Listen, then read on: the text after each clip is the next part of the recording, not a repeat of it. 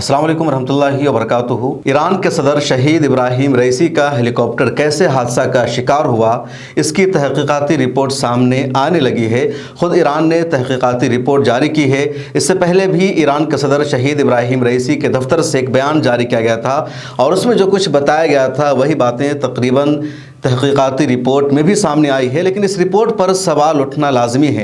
Report में पहले क्या है उसको जानिए, या सदर दफ्तर से पहले जो बयान सामने आया था, जो इस्माइली साहब ने कहा था, उनका कहना था कि सदर का काफ़िला जहां कहीं जाता है मैं उसमें साथ जाता हूं, और उस दिन भी मैं साथ में था और आज़रबाईजान से ज़ोहर की नमाज के बाद ये काफ़िला तबरेज़ के लिए रवाना हुआ था। मैं दूसरे हेलीकॉप्टर में था और सदर साहब दूसरे हेलीकॉप्टर में थे।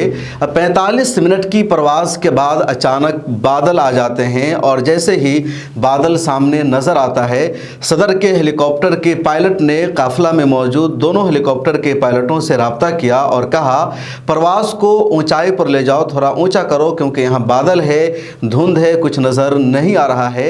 और जैसे ही उन दोनों पायलटों ने अपने हेलीकॉप्टर को ऊपर किया, उसके 30 सेकंड के बाद ही हेलीकॉप्टर जो सदर साहब का था, सदर ईरान का था, वो नज़र नहीं आ रहा था। उसके बाद रब्ता करने की कोशिश की गई दोनों पायलटों के ज़रिए, रब्ता नहीं हो पाया। 1.5 मिनट तक फ़िज़ा में चक्कर लगाए गए, उसके बावजूद कुछ नज़र नहीं आया। तब हाल ही में संगोन के एक मकाम पर उन लोगों ने अपने हेलीकॉप्टर को लैंड किया और लैंडिंग के फ़ौरन बाद रब्ता करने की कोशिश की, लेकिन किसी से रब्ता नहीं हो पा रहा था। उसके बाद मुस्तफ़ा नाम के एक पायलट वहाँ थे उस हेलीकॉप्टर में, उनसे रब्ता करने की कोशिश की गई तो उस फ़ोन को रिसीव किया उस हेलीकॉप्टर में मौजूद आयतुल्ला आले हाशिम ने, और उन्होंने कहा कि हम एक जंगल में गिर गए हैं, बहुत ख़राब हालत है।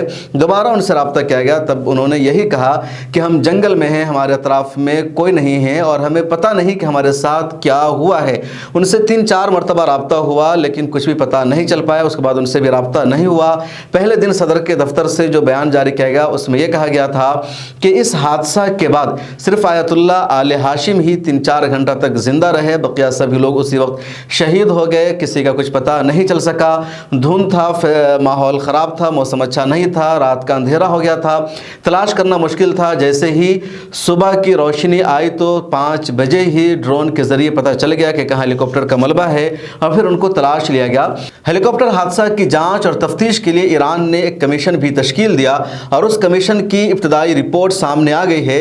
इस रिपोर्ट में ये बात तो वाज़ेह कर दी गई है कि जो हादसा हुआ था वो हादसा फितरती था, कुदरती था, किसी की साजिश नहीं थी। अभी तक ऐसे कोई आसार नहीं मिल सके हैं जिससे ये कहा जाए कि कोई साजिश थी या किसी ने एक मौसम की ख़राबी का जाल बिछाया और उसका ये हेलीकॉप्टर शिकार हो गया, बल्कि जो कुछ था वो एक कुदरती हादसा है। अभी तक की रिपोर्ट में ही बताया गया है। 5-6 पॉइंट में पूरी रिपोर्ट है और वो मैं आपको बता रहा हूँ। पहला पॉइंट इस रिपोर्ट का ये है, हेलीकॉप्टर पहले से तयशुदा रास्ते पर सफ़र कर रहा था और अपने रास्ते से नहीं हटा।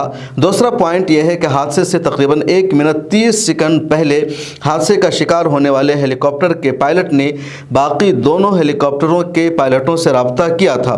नंबर 3, हेलीकॉप्टर की बाक़ियात से गोला लगने या तखरीबी कार्रवाई की कोई शवाहिद नहीं मिला। हेलीकॉप्टर का जो मलबा था उससे ऐसा कुछ भी नहीं लग रहा है कि उस पर कोई गोला लगा हो या उस पर कोई हमला हुआ हो या कोई अलग हो, महज वो जला हुआ है। चौथा पॉइंट इसमें यह कि हेलीकॉप्टर को हादसा पेश आने के बाद आग लग गया था। तो ये उमूमन होता है कि जो कोई भी जहाज़ हेलीकॉप्टर को हादसा होता है तो वो आग का शिकार हो जाता है। पांचवा पॉइंट यह है कि इलाका दुश्वार गुजार होने और धुंध की वजह से तलाशी का अमल रात तक तूल पकड़ गया और पूरी रात जारी रहा। पीर की सुबह 5 बजे ईरानी ड्रोन तैयारों ने हादसा की जगह ढूंढ ली और इमदादी कारकुन जाए हादसा पर पहुंच गए। नंबर 6, कंट्रोल टावर और हेलीकॉप्टर के अमले के दरमियान होने वाली गुफ्तगू और मुकालमों से कोई मशकूक मवाद नहीं मिला। तो ये बेसिक रिपोर्ट है, हालांकि अभी तफ्तीश का सिलसिला जारी है। उधर ईरान के सदर इब्राहिम रईसी की मशहद में तदफीन हो गई है और उनकी नमाज जनाजा में लाखों की भीड़ थी, तदफीन में लाखों की भीड़ थी।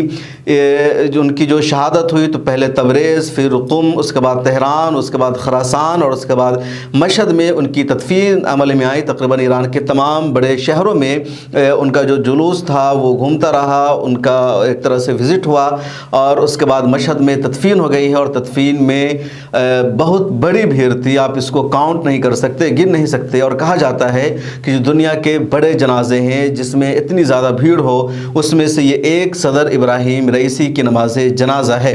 इस रिपोर्ट में इतना ही। आपको क्या लगता है, ये हादसा था या साजिश थी?